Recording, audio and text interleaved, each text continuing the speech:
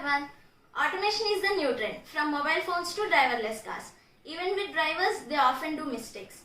So, an automated system which would identify the traffic signs and notify them will help a lot. Traffic sign detection and recognition is our project. So, this will provide accurate results with less efforts. This mainly deals with deep learning techniques like OpenCV, which is highly optimized library to work on videos, which is almost similar to real-time scenario. Here, we have used the LISA traffic sign dataset consisting of different traffic signs. The primary goal is to detect boards that are assigned with traffic sign. The detection step uses image processing techniques and outline the images in video. And here we have used histogram of oriented gradients where it calculates the occurrences of directional changes in color and intensity of image to process the features of image. And in classification step, images are cropped from original video and an already trained SVM model will classify and give the results of traffic sign. Hi friends, I am Shruti. I am talking about SVM. SVM stands for Support Vector Machine. It's a supervised learning technique which is used in both classification and regression, mostly used in classification techniques. So SVM is basically a representation of different classes in a hyperplane in a multi-dimensional space.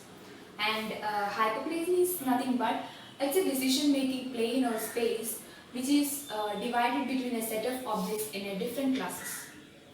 And this hyperplane will be generated in an iterative manner by the SVM so that the error can be reduced. And the main goal of the SVM is to divide the dataset into different classes and to find the maximum marginal hyperplane.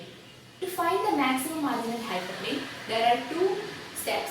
In the first step, the SVM will generate the hyperplane in an iterative manner. Then it will segregate the classes in the best way. In the second step, it will choose the hyperplane which correctly divide the classes. And to make the SVM model more better, some kernels are used. Linear kernel, radial basis function kernel, polynomial kernel, some are the examples. So thank you. Traffic sign detection and classification consisting of two phases. One is detection phase and another one is classification phase. In detection phase we use OpenCV. In classification phase we use SVM. Go through brief. In detection phase we use image processing technique that can create a contours which are used to identify circles and ellipses on the contours. These are marked as candidates of the traffic sign. The next phase is classification phase. In this classification phase, we create a new image that is cropped from the contours based on the candidates in the previous phase. The best method to classify the images is SVM model because SVM is a pre-trained model. It is used to classify the images perfectly.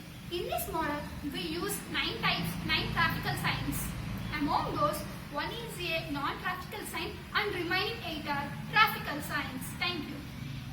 And we go through the code which we used in our project, and our aim is to detect the traffic signs using image processing.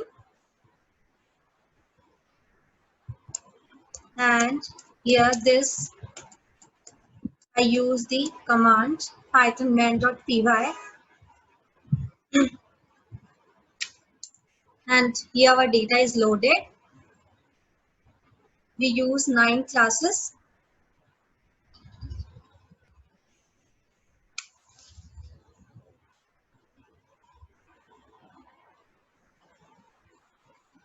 Here one way, and it is sent to the SVM support vector machine. And this is grayscale image of our demo.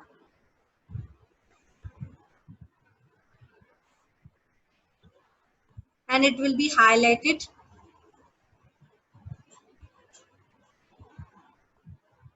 And name will be given one way to this sign.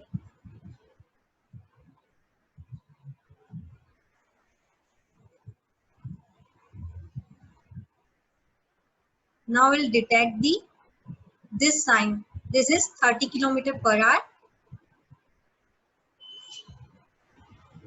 Now we'll detect it and highlight it on this cropped image, and it will be sent to the support vector machine.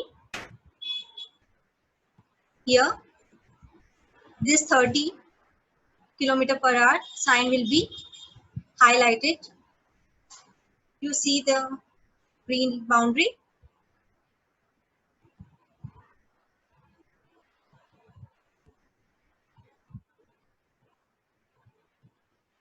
Yeah.